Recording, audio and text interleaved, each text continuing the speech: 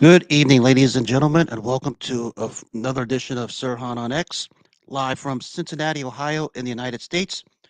Warm and toasty day for me in these cold weather conditions.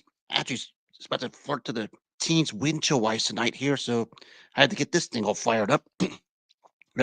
Keeps me nice and warm in this wintry weather. I always call this my winter warm cold weather solution because that's what this is. Uh, throw a couple logs in there and light the torch, light it up, and we get this thing going. Uh, it is Monday, December 2nd, 2024. Hope everyone had themselves a wonderful Thanksgiving holiday. Uh, Hopefully, you guys didn't do too much crazy shopping on Black Friday this past Friday because we know how that goes. And I've seen some of the videos on these platforms, and it's pretty shameful. We still have people want to act like children when it comes to this sort of thing, and all chaos ensues. But speaking of chaos, we had a bunch of things that take place over the weekend, and we'll go ahead and touch on it here a little bit. And of course, for my fight followers, a very historic day on a television network. I'm going to touch on at the end. Of course, it was week 13 of the NFL. Big one here, of course, was Cincinnati getting dog walked by Pittsburgh. Game wasn't as close as the score was, largely because Cincinnati scored a couple of irrelevant touchdowns to make the game closer than what it was.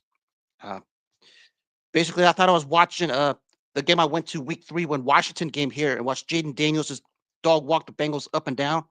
Russell Wilson did the same thing yesterday. Uh, Anything and everything he wanted to outside of the pick six, which was basically gift wrap because Tim Taylor Britt got away with pass interference. But Pittsburgh did everything they wanted to. Sacked the quarterback several times, forced him to a couple of fumbles. One, of course, returned for a touchdown by Herwig, who's a big acquisition for them. Of course, the interception, which was not his fault because T. Higgins doesn't know how to catch a ball to save his life.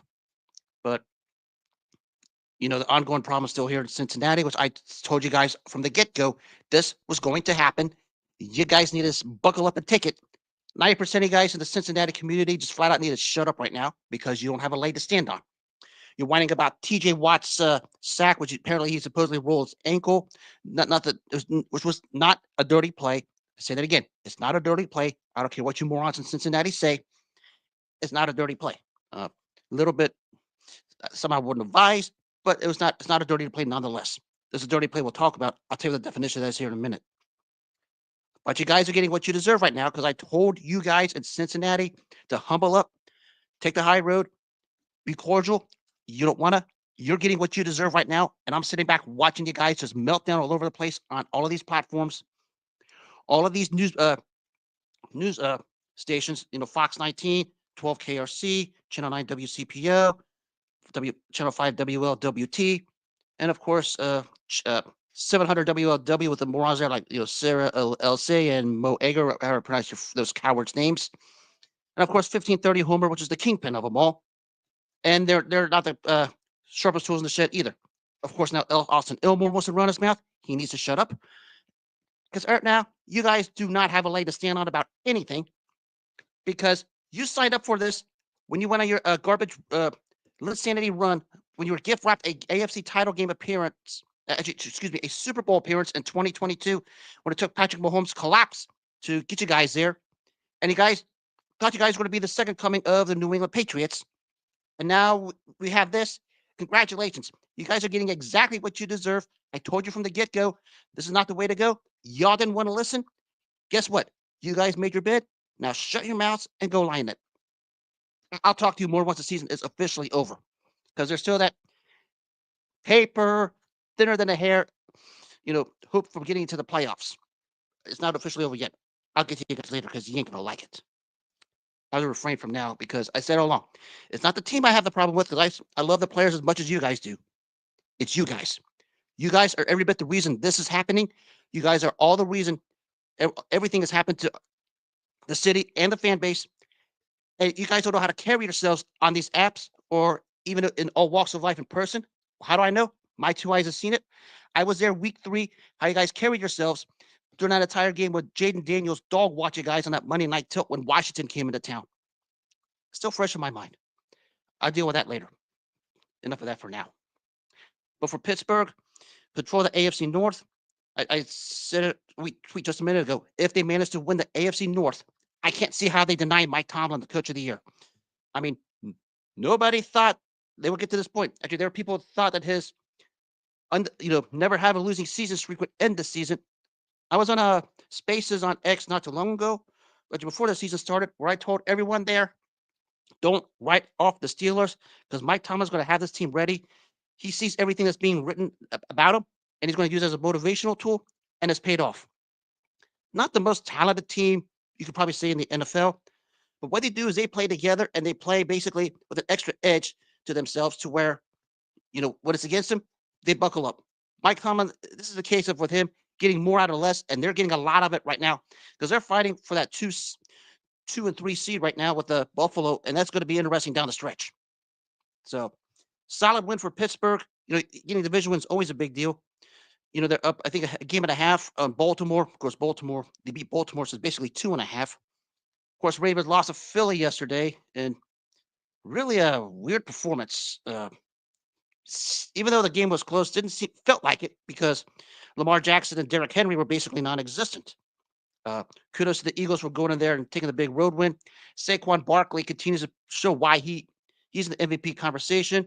Fight a vote right now, I'd probably go Josh Allen, but I won't fight anyone who says Saquon Barkley because how he basically resurrected his career in Philly and basically become probably the premier running back in the NFL right now is something special. I mean, what can you say? I mean, the Giants made a brutal, brutal, brutal mistake to let that guy walk for basically nothing, and now they're now paying a steep price and deservedly so. They can go lie in the bed they made because they made the decision to let him walk and pay $40 million to a quarterback who's no longer on the roster. Congratulations, Giants. You made yourselves look like idiots, and now you're putting guys on season-ending IR as a result. I guess you're going to tank for Shedeur Sanders, the standout quarterback for the University of Colorado. Good luck. I don't know if you're going to get to that point. But for Philadelphia, I think they're starting to become a player in the NFC now with Detroit, still Green Bay and Minnesota out there. Outside of maybe two or three teams in NFC, I thought it was up for grabs. I think Philly's sort of established themselves. Their defense is absolutely stellar. The offensive line is absolutely doing their job. Jalen Hurts started to come down a little bit. Now they got his core weapons around him back. They're going to probably be in the NFC title game to go to Detroit more than likely. We'll see what happens there because still, positioning and seeding needs to take place. But kudos to Philadelphia on a big road win in Baltimore. Basically, Lamar Jackson's performance has knocked him out of the MVP conversation, in my opinion. He was mine until the last couple of weeks where he's basically sort of flattened out a little bit.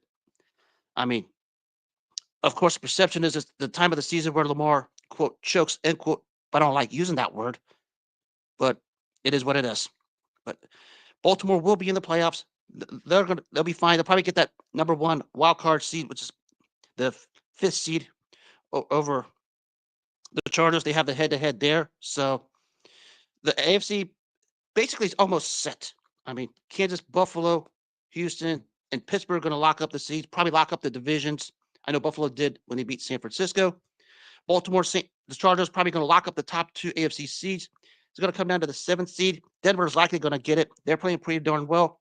Of course, they play Cleveland tonight. I expect them to take care of business.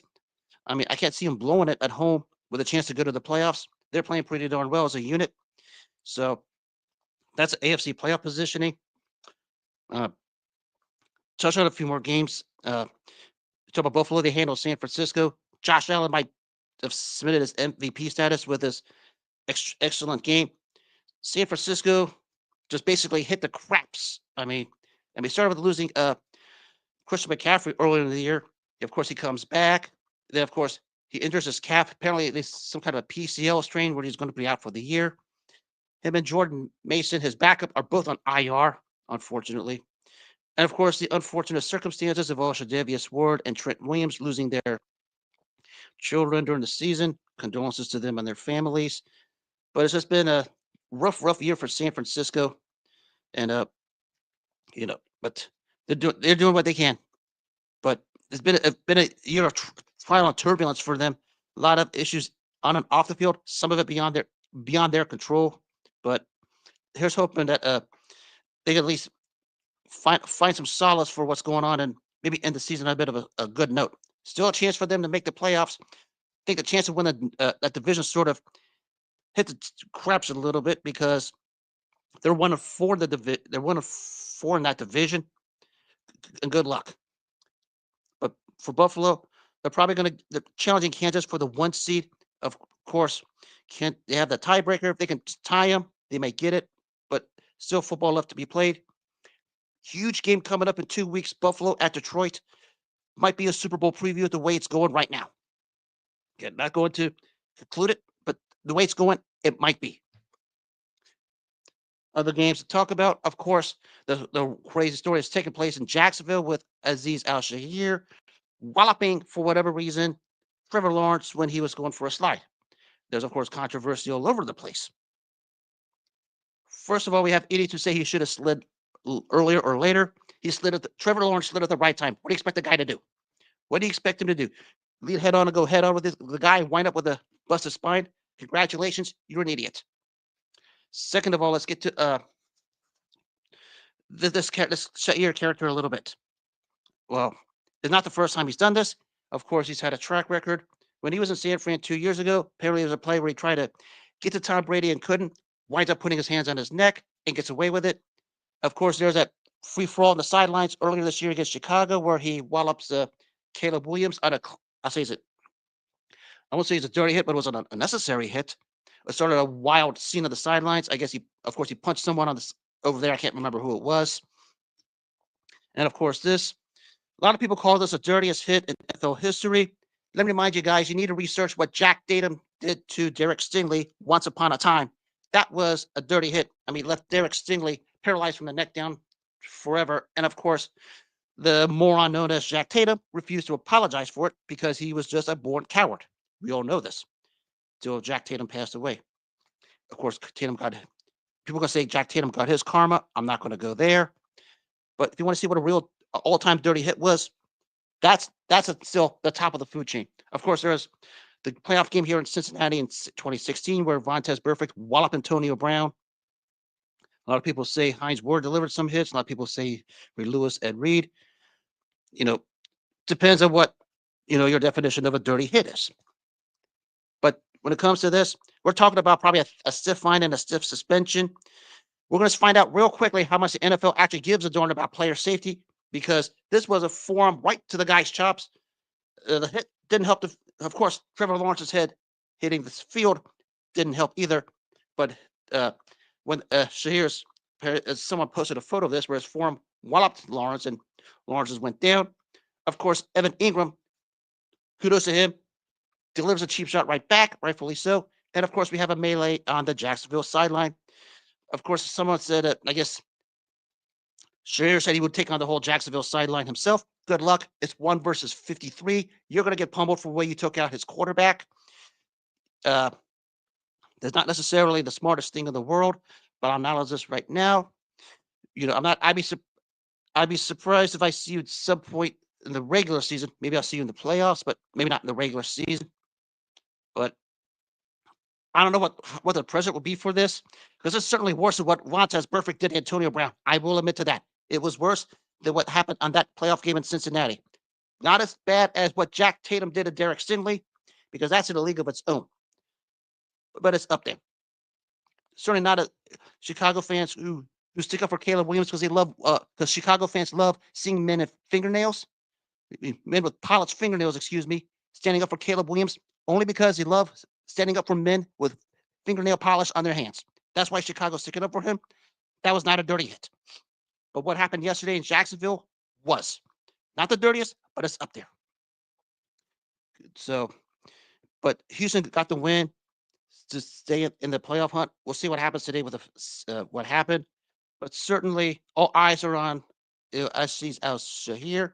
Of course, he made this ridiculous apology earlier today on his IG account when he said until he had no intent to hurt anyone. I stopped reading because the guy basically just lied himself.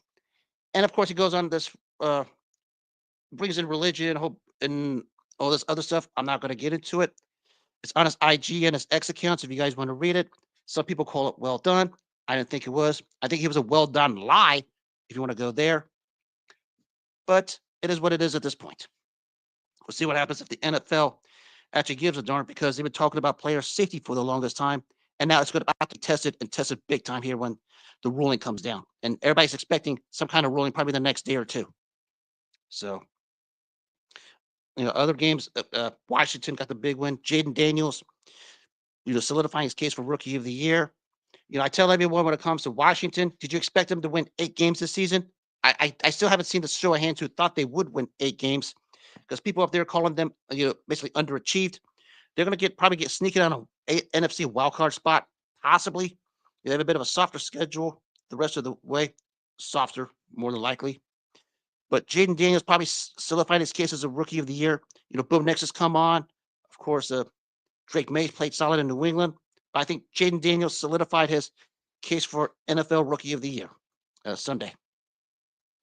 Uh, Arizona, Minnesota was playoff positioning. Weird loss. Actually, it's a weird game, but a weird loss for Arizona because I don't know what they were doing. I mean, Kyler Murray just got absolutely pounded by the Minnesota defense, and Brian Flores really turned up the pressure in the fourth quarter. Minnesota got the solid win, still in the NFC North hunt with Detroit. But, Kevin O'Connor, or O'Connell, how do you pronounce his last name, isn't the coach of the year running with Mike Tomlin and Dan Campbell. And he probably proven it. They're 10-2. Basically, with Sam Darnold as quarterback, what do you think? He's got to. I can understand everyone giving him votes. I think the coach of the year between Tim Tomlin and Dan Campbell of Detroit, it's going to be real close. It's going to be 1A, 1B, 1C, and there's going to be lots of people saying this guy got robbed or that guy got robbed, but it's going to be a very, very close vote once that time comes. But Kevin O'Connor, Mike Tomlin, and Dan Campbell are my candidates right now for that award. Kudos to the win from Minnesota. Arizona has a big game coming up at home against Seattle for the NFC West title. Of course, they laid an egg against Seattle last week. We'll find out what happens when they go back home this week when the two teams meet. So they were my surprise team before the season. They're still in the 500 range, which is where I thought they would be. Never thought they would at least be challenging for the NFC North title. But then again, with what's happened to the season with the Rams and the 49ers, the NFC West is now officially up for grabs. So, and of course, the big game tonight, just quick preview, Denver at Cleveland. I don't expect anything less than a Denver win because they're fighting for that last playoff spot. Really closing in on basically sealing it at this point. They have a touch stretch over the next final couple of games.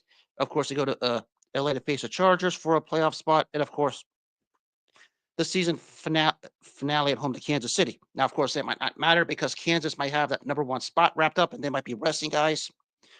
But, Denver's closing in on that last playoff spot. AFC is about to wrap up here soon at this point. So let's see what happens. But I expect a Denver win tonight to step forward. And of course, I talked about the melee that took place yesterday with Houston and Jacksonville. Speaking of melees, there's a boatload of them Saturday in the college football realm. Of course, the biggest one taking place in Columbus after the game with Ohio State and Michigan. Well, first of all, what a quick job by Ohio State because that's what it was. You basically didn't bother to show up during the game. You got punked up and down the field, especially by Khalil Mullings, who ran wild on you. Your biggest luck was they didn't have a quarterback because otherwise you'd have been ran out of Columbus the way you were going that day because you decided not to show up. Will Howard picks his worst day to have his worst game of the season. And congratulations. Now you guys calling for Ryan Day's job. I get it. The same thing happened to John Cooper way back when, if you guys remember, because he couldn't beat Michigan. Doesn't help Ryan Day's 1-4 now against Michigan. Doesn't even help his own cause. They're still going to probably be in that college playoff, whatever the hell you want to call it. I think the thing is just an absolute garbage at this point.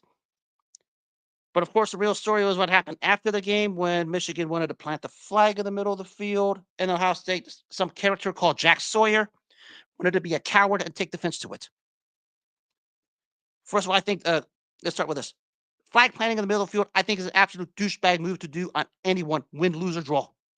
I get why he's done. I've never been a fan of it. But if you don't want anything like that to happen, show up when it matters.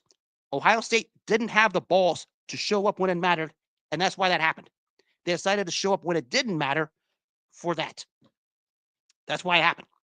And because they decided to show up when it didn't matter, we had chaos after the game. I mean, Khalil Mulling said it best. Ohio State needs to learn how to lose. They couldn't take their losses like men, and they left. And because Michigan wanted to plant the flag, Ohio State got offended because they're sensitive to everything, and they didn't have the balls to show up when it mattered. That's when it happened. Uh, Again, I'm not a fan of that thing. I just think the thing is absolutely douchebaggy. I think like throwing in the face. I know Baker Mayfield did it several years back when Oklahoma went to Ohio State in a big game and got a win. But again, I'm not a fan of it. But does it? But what's even worse was you had a chance to prevent that by just winning the game. You didn't have the balls to win the game when it mattered. That's why it happened in Michigan, Ohio State games, Saturday in Columbus. And of course, I guess there's pepper spray going on all over the place, and some moron who covers Ohio State for the Columbus Express got pepper sprayed. She's a coward who got what she deserved. So I'm not entertaining her excuses. Congratulations, Michigan did the job. Ohio State didn't have the balls to show up when it mattered. Picked the wrong time to do it, and that's what happened as a result. Learn how to accept losses like men for once. It won't kill you guys. And I'm not saying just Ohio State. I'm talking about everybody at every level. As Boxer Donovan Razor Ruddock once said, we win like men, but guess what you got to do? Sometimes we got to lose like men. That's what it comes down to. And of course, speaking of course, I see my fight followers here. Speaking of boxing, of course, the big news over the weekend was Jaron Boots Ennis and Vergil Ortiz went down the tubes simply because Jaron Ennis doesn't have the balls to go through with it. The biggest duck probably of the year so far because Jaron Ennis doesn't have the balls to move up to 154 to fight Vergil Ortiz. That's what it comes down to, not having the balls to move up to a higher weight. Well, first of all, I think he would have beaten Vergil Ortiz anyways because Vergil Ortiz is a different animal because we haven't seen Boots Ennis against a real credible opponent at this point. Vergil Ortiz just recently had a back and forth tug with Sergey Boyachuk, who was for a super welterweight title eliminator, which he had to buckle down and basically win the last few rounds. It basically puts him ahead of the curve at this point. But this is a duck. I read his tweet on the X platform. It was a duck because he didn't have the balls to go up to 154. He wants to be the undisputed champion. Whatever, have at it. Until you legit do it within the next, if you can become the undisputed within the next 18 months, all's forgiven. But you got to do it within the next 18 months. Have the balls to do it, because otherwise, I can't give you credit for anything. Not only mind you, this is the same guy who a couple fights ago decided to promote the adult garbage site OnlyFans on his trunks and his walking robe. That tells you what kind of a man Jaron Ennis is. Even Terrence Crawford called him out, and Jaron Ennis tucked his tail between his legs and walked out. Did the same thing here with Vergil Ortiz. I can't take him seriously at all. Apparently he's talking about a unification fight with one of the champions. I can't think of which one. I want to say it's Barrios. He beats Barrios and then fights all the other champs in the division. We can forgive it, but it's got to be done within the next 18 months. No excuses. Grow a pair. Be a man. Get out there and fight like a man. That's what we're asking. Vergil Ortiz probably going to. They had some fight coming. I can't think of the opponent, but Vergil Ortiz wants all the smoke. We all know this. Vergil Ortiz wants anyone and everyone possible. Of course, he had a fight scheduled with Tim Tszyu after Tszyu's fight with Fundora, but of course, Tszyu had that nasty cut was postponed. So I think Fundora was a name that was mentioned. I think it would be a sizzler. I think it gives Ortiz a chance to get a belt, which I think he would just dog walks Sebastian Fundora. As much as I like Fundora, I think Ortiz handles him. But that's probably where we're headed toward right now, simply because Jaron Ennis doesn't want to fight any legit fighters right now. There was Terrence Crawford there. He didn't want it. A couple of other guys, he didn't want it. And now there was, of course, Vergil Ortiz. Now he doesn't want it. It is what it is. I'll get to more than them later on because this is going to get real interesting. Of course, Vergil Ortiz puts a photo on his IG and his X account of him holding a chicken cropped in Boots Ennis' head. Perfection, because that's what it is. That was a duck. Not like the duck Riddick Bowe did to Lennox Lewis back in 93, but it's up there. It's got to be up there. It is. Now then, to some of you guys that are into recency bias, I got a little treat for you because I'm about to set some sparks out with us. 7 years ago today, it was the beginning of the worst trilogy I've ever seen. It was the Tyson Fury Deontay Wilder fight. Um, I call it the worst trilogy because you guys put this trilogy on a pedestal it has no business being on. And what happened during this trilogy? Tyson Fury dog walked him every chance he got. Actually, this first fight, he gave him a boxing lesson, basically for about the equivalent of 10 of the 12 rounds. The only 2 rounds Deontay Wilder won was basically the rounds he floored Fury in. One because Fury just made a tactical error. Wilder caught him, down he went. And of course, the one that sparks Deontay Wilder fans because they want to be the biggest bunch of morons in this boxing community. The 12th round with a left hook puts Fury on his back, and the right complains about the long count that it wasn't. If Deontay Wilder wasn't throwing throat slashing gestures, walking around the ring, posing around like the biggest moron that he is, maybe, not saying he does, maybe he does get it. But it was not a long count. Referee's count was what matters.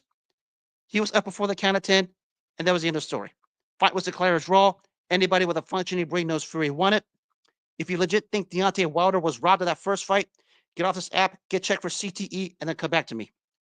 I want to see the results. Because Deontay Wilder didn't even win more than 3 rounds tops, if that, in this particular fight. Fury just gave him a boxing lesson, did everything and anything he wanted. Of course, it captivated to a second fight where Fury just took him to the woodshed and punked him from start to finish, won every round of that fight. And of course, a couple years later, only because Deontay Wilder had a $10 million guarantee and had to go to court for it, the third Fury Wilder fight basically was the same thing. First few 3-4 rounds, good action, but from about the 5th round on, all Fury took him out and basically made Deontay Wilder irrelevant. Fury basically exposed Wilder as a guy who, if you can handle his punch, you can beat him. And that's what basically happened. It was basically an exposure. The first fight was an exposure. The second and the third fight just put the final nails in the coffin. This was not a great trilogy. I don't know how many times I have to say it. Fury Wilder was no great trilogy at all. Not. Why? Great trilogies are guys that are made for each other, back and forth, 3-fight, 4-fight series. Ali Frazier, great trilogy. 2 fighters made for each other. Brutal. Evander Holyfield and Riddick Bowe in the 90s. Same thing there. 2 great fighters made for one another.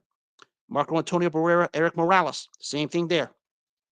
We go way back to the 1940s and 50s. The 4-fight series between Ezra Charles and Jersey Joe Walcott. Great 4-fight series. Both guys made for each other. Israel Vasquez and Rafael Marquez. 4-fight series. Face first. Bash each other upside the head to where their faces are never the same. Great 4-fight series. Of course, a 4-fight series between Juan Manuel Marquez and Manny Pacquiao. Deserve one another. All-time great 4-fight series. Fury Wilder was not a great trilogy, and it does not belong in the conversation because Fury dog walked him from the beginning of the first fight to the end of the third fight. Deontay Wilder only won 4 rounds of that fight. The only rounds he floored Fury in. That's it. The rest of the rounds was all Fury and Fury only. That was it. It was a great showcase for Tyson Fury to show the whole world that Deontay Wilder is an irrelevant fighter. He proved it. He showed it. The only reason why the third fight happened was because Deontay Wilder had a $10 million guarantee and had to go to court for it. And Fury said, fine with me. I'll beat him again. And he done did it. It's not even an all-time great trilogy. If you still think it is, as I said, get off this app, get checked for CTE, and then come back to me. I'll deal with that another day. And of course, my favorite thing about all my fight followers, they like to yap about some of the pay cards, the top to bottom cards, or this garbage because you have to pay money, pay the whole thing. Let me tell you what took place in 1979. This was free TV, ABC Wide World of Sports. Actually, my American followers know ABC Wide World of Sports, Thrill Victory, Agony of Defeat. Of course, the Agony of Defeat, known for that skier who comes down and just wallops all over that hill and falls in the middle of everything. That intro, spanning the globe. This day, 45 years ago, ABC had a free TV doubleheader, something I probably haven't seen in quite some time at that point. On the undercard, it was the first fight between Marvin Hagler and Vito Antuofermo. The main event was Wilfred Benitez against a young upstart named Sugar Ray Leonard. Hagler-Leonard doubleheader, free TV, ABC. Think about it. Not these two stupid streaming platforms behind a paywall you have to pay $1 for. Not these, pay-per-views you have to call your cable provider to push all these freaking codes and pay dollars to watch. Free TV, ABC, Doubleheader, Marvin Hagler, Sugar Ray Leonard. This had everything. Of course, the Hagler Antuofermo fight. The story there was Hagler basically had to go through a bunch of legal hurdles just to get a title shot because the boxing intelligentsia didn't buy his act. He was more that blue collar guy that had to do things the hard way. Of course, it was later revealed that members of Congress, especially for the state of Massachusetts, his hometown, sent letters to promoter Bob Arum to get him a title shot or that he was going to be hauled to Congress. So this happened. Of course, people wonder why this was an undercard of a Sugar Ray Leonard fight. Bob Arum basically said, just shut up and get the job done. Hagler wins basically the first 10, at least 9 of the first of 10 rounds going away. I mean, he basically doing everything he wanted. Vito understood from his face of an implacable mask. Of course, what happens the next 3 or 4 or 5 rounds, Antuofermo starts to come on, but still Hagler is still winning rounds. But basically, it's the equivalent of a 10 rounds to 5, 11 rounds to 4 fight for Hagler, a fight that was ruled inexcusably a draw, widely regarded the most egregious decision in boxing history. Basically, you could argue maybe Hagler won 11, maybe even 12 of those rounds. I mean, Marvin Hagler did anything and everything he wanted. Of course, those around Marvin Hagler tried to tell him, you got to draw. You didn't lose a fight. Marvin Hagler point blank said, point blank, because I don't have the title in my hands, I didn't win anything. He wasn't satisfied with just being a draw. Of course, one of his advisors later revealed in the locker room of that fight, after the fight, he said, from this point forward, my fists are going to do the talking. Went on the string. A year later, he got another title shot against Alan Minter, who beat Antuofermo in the middle there. Hagler goes to England and basically gives Minter a beating. Of course, there's the story of the racial bologna I'm not going to get into from Minter's point of view. But Hagler handles Minter, gives him the beating of his life, gets a 3rd round stoppage, wins the undisputed middleweight title. Of course, goes on a 12 consecutive reign of 12 straight title defenses. He said he would make the fist stink. 11 of those 12 successful title defenses ended in knockouts. The only one, the guy that didn't knock him out at that point was Roberto Duran. But of course, it was a tough, anybody knows Roberto Duran is a tough guy to knock out. But that from 80 to 87, that was the Marvin Hagler era, knocking everybody out successfully when he defended his title. Of course, the capper was that crazy, wild, fireworks flying fight in 85 against Thomas Hearns. He eventually did get his revenge on Antuofermo after the draw, basically beating him to a pulp. Fight was stopped after 4 rounds because Antuofermo's face was a bloody mask. But that fight between Antuofermo and Hagler, the first time, widely regarded the worst decision in boxing history. Strong case for it. Others, of course, challenged it. Again, all subject to opinion. But when I see all of these lists of all-time great robberies, the biggest robberies, if I don't see Hagler Antuofermo 1 on your list, you have no credibility in this community, and I'm not going to accept you. I better see Hagler Antuofermo 1 on your robbery list, period. Because that's the epitome of what a robbery was back then. It was very, very bad. I mean, every major news outlet, every major respective, journalist who covered boxing at the time basically said Hagler was robbed. And it was proven so. But that started off one great run. Of course, the main event that night was the young upstart Wilfred Benitez against the gold medalist Sugar Ray Leonard. Again, free TV, doubleheader, ABC. Basically, Sugar Ray Leonard did anything and everything he wanted to. He had that charisma that basically just touched the boxing intelligentsia that loved him so much. Wilfred Benitez was no pushover. I mean, people call Leonard, Hagler, Hearns, and Duran the 4 kings. Question was, who was the 5th king? Wilfred Benitez would be the one. Basically, him and Leonard had a great scrap. Leonard floors him early, gains control. Benitez looked like he was about to come on, but anything Wilfred Benitez tried to do, Leonard did better. And at the end of as the 15th round came to its end, Leonard just basically piled it on. The fight was stopped. Leonard wins the welterweight championship of the world, and we have the beginnings of a real star era on that night in '79.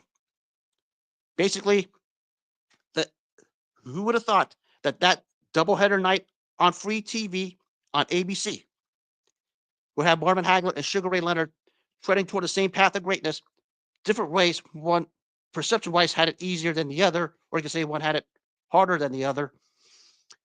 Well, of course, clash in a super fight on April 6, 1987. It was what turned out to be the most hotly disputed decision of its time. Started on this doubleheader night on ABC at Caesar's Palace in Las Vegas. Hagler takes the hard road. Sugar Ray Leonard had ups and downs. Split the series with Duran, beat Hearns in 81. Of course, he had the detached retina. That stalled his career. Got a nondescript win over Kevin Howard in 84 till he retired before the Hagler fight. And of course, Hagler goes on to make this 12 successful title defenses of the undisputed middleweight title. Started on this night, November 30th of 1979 in Las Vegas. Again, free TV doubleheader on ABC. Not behind a paywall or in these streaming apps. Not we have to call phone for a pay-per-view provider. Free TV, ABC. Get the antenna with the bunny ears. Maybe have to put some aluminum foil on it so you watch these two all-time begin their route to greatness. Because that's what started this day 45 years ago. Of course, in the middle there, there's a wild scene in 82 where Leonard invites Hagler, and then Leonard basically retires to Hagler's face to try and just throw it in to say, I'm stalling you till there's nothing left of you, which is what happened in the end. And of course, the rest is history going to toward that fight in 87. But the whole world, for free on free TV, saw Sugar Ray Leonard and Marvin Hagler begin their path of greatness on this night at Las Vegas. You don't even see, this is not even talked about as much these days when you have a whole full fight card where everybody toward maybe some kind of a collision course down the line of greatness going at it like this. I mean, if you would have said before this doubleheader, we was going to head for an eventual middleweight showdown between Leonard and Hagler on that night in 79, no one would have guessed it. Because Leonard was a welterweight, had his demons in and out of the ring at that point. Hagler just took the hard road, worked hard just to, prove his greatness time in and time out. And of course, they clashed April 6, 1987. That's what's crazy about that doubleheader. Plus, we got to see it for free, not have to spend a dime on it. That's crazy. But yeah, 45 years ago today, a free TV, ABC Wide World of Sports with Howard Cosell doing the commentary, likeness. It was that particular doubleheader. Hagler, Antuofermo won. Wilfred Benitez versus Sugar Ray Leonard. Hagler should have been the rightful winner. Of course, Leonard won. Paths were parallel to their big fight in 87. Crazy, it was a free TV doubleheader. Could you imagine the price of that doubleheader was today on pay-per-views? I'm not even going to guess, especially with inflation the way it is. So that's a bit of my history talk. Actually, got one more across my mind because I got a couple of Mike Tyson fans on here. It was almost 60 years ago where the world saw Floyd Patterson knock out Archie Moore to be the youngest heavyweight champion of all time at age 21 back then. I remind you, Mike Tyson fans, before Cuss had Mike Tyson, he had Floyd Patterson. Same way. The peekaboo defense, immediate turn, quick hands. That's what he did to Archie Moore in 5 rounds to win the heavyweight title 60 years ago. Exactly the same way Mike Tyson was under Cus D'Amato. Same backgrounds, same styles, Floyd and Tyson. The rest is history. That's for you Mike Tyson fans. You can look it up how Cus D'Amato, how Floyd Patterson was Cus D'Amato's project before Mike Tyson. And of course, I'm going to conclude my fight talk. One last conclusion. I'll wrap this up. Get a chance to talk about this. Shout out to the Cleveland Cavaliers, rolling with the best record in the NBA right now, at least amongst the top. Nice comeback from behind win over Boston. But I told you guys in Boston all along, Jason Tatum is a stat patter. He's not a real leader. Your real leader is Jaylen Brown. Proved it when you guys won the finals last year. You guys still want to ride Jason Tatum's coattails? Go ahead, have at it. Make yourselves look like fools. There's a reason why Steve Kerr didn't even play him in the Olympics. You're seeing why. Jason Tatum put up a lot of empty stats and couldn't get the win. That's why they weren't able to beat Cleveland the other night. Your real leader is Jaylen Brown, period. Respective winner of the playoffs MVP and finals MVP, rightfully so last season. And if he gets to that level, that's the only way you guys are going to go back to back. That's what it's going to come down to. not because Jason Tatum likes to put up empty stats. But kudos to Cleveland. Donovan Mitchell playing pretty darn well, and they deserve their flowers right now. And what can you say? I mean, his MVP chances, I think it was like 125 to 1 to 33 to 1, and a crazy jump. And of course, the job Kenny Atkinson's doing over there in Cleveland. Just thought I'd give you guys up in the Northeast a bit of a shout out for the TV have over there. You guys are doing good stuff. So, covered a lot today for not having been here for a couple of days because, like you guys, I was celebrating my Turkey Day. I put on about 10 to 15 pounds, but what can I do? I mean, is that what we all do for this time of day? Turkey sightings, whatever, stuff yourself up. I mean, it's what I did. So, but that will conclude this edition of Sirhan on X. I hope everybody out there has themselves a wonderful 2nd of December 2024. Also, if you guys in Cincinnati, stay warm because it's supposed to get chilly over the next day or two. Especially right now, I believe it's like about to hit the teens tonight. That's why I got that thing going. So stay warm, stay toasty, eat well, drink well, sleep well. To everybody out there, hope you guys have yourselves a wonderful rest of the night. I will be back at it tomorrow night. Until then, good night. Take care of yourselves. God bless and enjoy the evening.